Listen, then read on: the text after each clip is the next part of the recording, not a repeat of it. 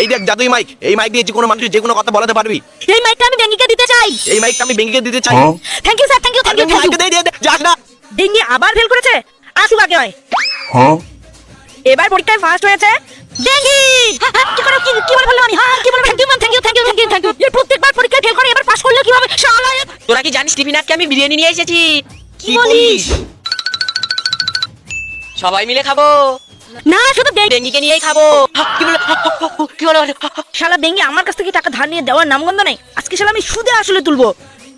আরে গুদু, এ বেঙ্গি কই রে?